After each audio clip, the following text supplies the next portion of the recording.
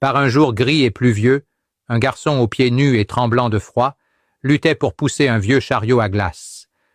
La pluie implacable avait chassé tous les clients, et il n'avait vendu aucun cône. Désespéré et trempé, il frappa à la porte d'une humble maison en bois.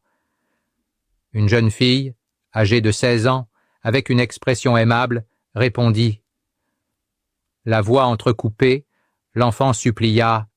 « S'il vous plaît, achetez-moi au moins une glace pour pouvoir boire un café chaud et me réchauffer. » La fille se tourna vers son père, qui se tenait juste derrière elle, et demanda avec compassion. « Papa, pouvons-nous acheter une glace à cet enfant, juste pour l'aider ?» Le père, avec une expression sérieuse, répondit sèchement. « Non, nous n'allons rien acheter. » En voyant la déception sur le visage de la fille et du garçon, il ajouta. « Nous ferons mieux. » Il a appelé l'enfant pour qu'il entre. Il lui a donné une couverture chaude pour le garder au chaud et une grande tasse de lait chaud et fumant. L'enfant, les yeux embués de larmes, a bu avec avidité le lait, ressentant la chaleur se répandre dans son corps.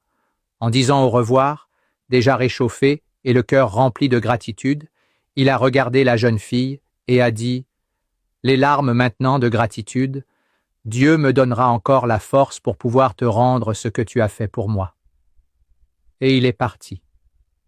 15 ans ont passé. La famille n'a jamais revu cet enfant. La jeune fille, maintenant une femme de 31 ans, a vu son père tomber gravement malade. Elle l'a emmené rapidement à l'hôpital. La nouvelle a été dévastatrice. Il avait besoin d'une chirurgie urgente, très coûteuse. Anxieux, le père a dit à sa fille, « Ma fille, la seule chose que nous avons, c'est notre maison.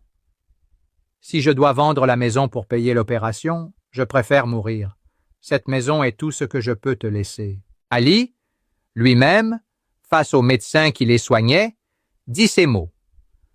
Le médecin, un jeune homme noir et calme, regarda les deux et parla sereinement.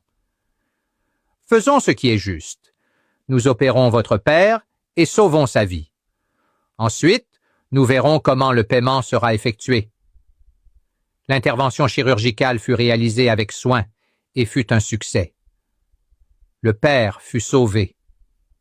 Quelques jours plus tard, de retour à la maison, la fille, encore inquiète, demanda au médecin lors d'une visite de suivi « Docteur, et maintenant, comment allons-nous payer ?»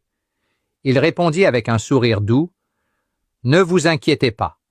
La facture arrivera chez vous avec des instructions sur la façon dont le paiement sera effectué. » Quelques jours plus tard, le facteur remit une enveloppe. La petite l'ouvrit et, en lisant ce qui était écrit, se mit à pleurer convulsivement. « Que se passe-t-il, ma fille? Pourquoi pleures-tu » demanda le père, effrayé. D'une voix tremblante, pleine d'émotion, il lut la lettre à haute voix. « La chirurgie de ton père a été payée il y a 15 ans, avec une couverture chaude et un verre de lait chaud. Dieu m'a donné le pouvoir de rendre cette faveur qui te semblait petite, mais qui a fait toute la différence pour moi. Que Dieu continue de bénir ta famille. Le médecin était le même garçon d'il y a 15 ans. Ne doute jamais.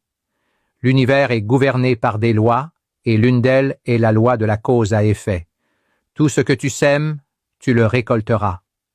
Que Dieu te bénisse, toi qui as de la compassion pour les petits, qui hais l'injustice et qui as pitié des nécessiteux.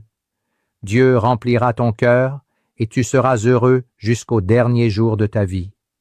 Partage cette histoire. Le monde a besoin de plus de personnes comme toi.